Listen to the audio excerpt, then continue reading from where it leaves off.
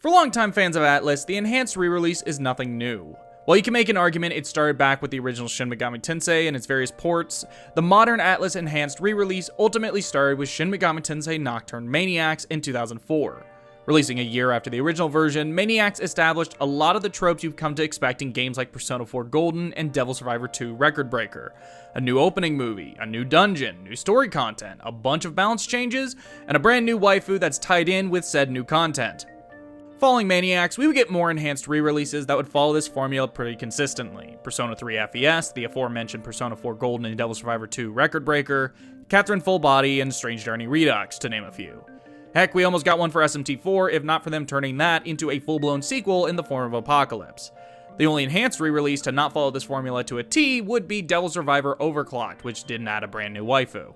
Come 2017, Atlas would release Persona 5, which has since gone on to become the best-selling game in the company's history, flinging it into the mainstream and even getting them a representative in Smash Bros. Ultimate. With this massive success, there was no way P5 wasn't going to get an enhanced re-release, and come 2020, we would get just that in the form of Persona 5 Royal. Much like the base game, P5R received universal acclaim, helping push the total sales of P5 over the 5 million mark. However, at the time, Persona 5 was only available on 2 systems in some form. Royal was exclusive to the PS4, while the base version was on both PS4 and PS3. Well, after a few years, Persona 5 Royal has finally broken free and is available on the Xbox Series X, Series S, PlayStation 5, Nintendo Switch, and Steam. Of course, you can thank a certain Goomba for all of this because clearly constant begging and demanding on Twitter is what led to this. So, how is Persona 5 Royal on these new platforms? While I can't comment on the state of the Xbox, PS5, and Switch versions beyond telling you what my friends playing on those systems have told me, it runs perfectly, I can tell you how it is on PC. While I haven't been able to play the entire 100 plus hour adventure, I have spent a solid chunk of time with it and can confirm that Royal runs basically flawlessly. I'll be the first to admit that I'm not the most knowledgeable about graphics and their various settings, but what I can tell you is that the game was practically locked at 60 FPS my entire playthrough, while also outputting at 1080p with max settings. However, I don't need to be that much of a techie to be able to tell you that compared to tons of other PC games, the graphical options here are pretty limited. There's not a ton of customization, but honestly, Persona 5 really isn't the kind of game you would need a bunch of knobs and sliders for anyway. The game is utterly gorgeous, and frankly should be running flawlessly on any modern machine. Seriously, the recommended specs for this game is like nothing. I've always been baffled by those who'd said any version of Persona 5 couldn't run on the Nintendo Switch because P5 has always been a PS3 game. The fact of the matter is that people forgot that since the game was released 4 years into the PS4's life cycle and was heavily promoted as a game for that system. Even the previously PS4 exclusive Royal doesn't push the game beyond anything the Switch couldn't handle. But yeah, Persona 5 Royal runs amazingly on PC, and I'm willing to bet it'll run well on tons of today's machines. It's a really solid port. That's all I gotta say, really. You know, if you're a fan of my content, you're probably wondering why this video isn't part of my Is a Good Game series. You're also probably wondering why I'm not talking about the content of the game itself, as well as why this video is shorter than it normally would be. Well, there's a reason for that. That's right, a year on from when I finished the Selling You On Shin Megami Tensei series comes another ongoing series to kill myself with.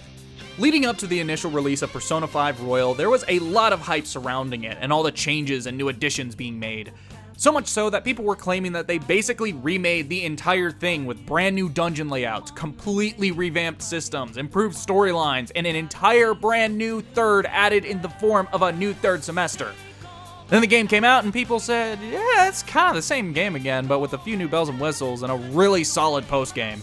Before Royal released, I wanted to put those claims to the test by reviewing the game month by month, really getting into the nitty-gritty of the changes.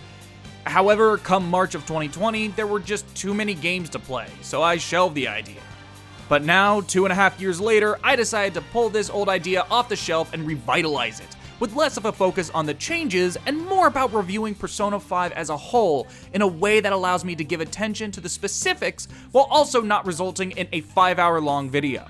Persona 5 is a massive game and easily one of the most important Atlus has ever released.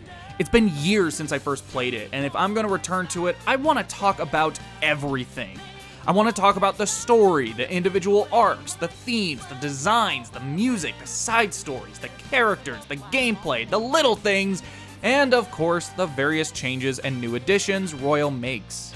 The plan is as follows. Persona 5's narrative is split into month-long arcs, each with a different villain and dungeon to accompany it. Each new episode will focus on a different arc, with the aim of releasing a new video once a month. I can't guarantee there'll be one once a month, but that's my goal.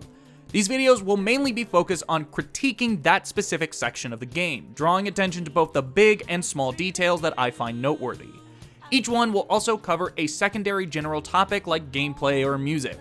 Again, the purpose of this series is to allow an even focus on the game as a whole without making one giant video or killing myself even more than I already am. So, check back here next week, or a day early, for my tiers 2 and 3 patrons, link in the description, for the month of April, as I break down arguably the most iconic section of Persona 5, Kamoshida's Castle.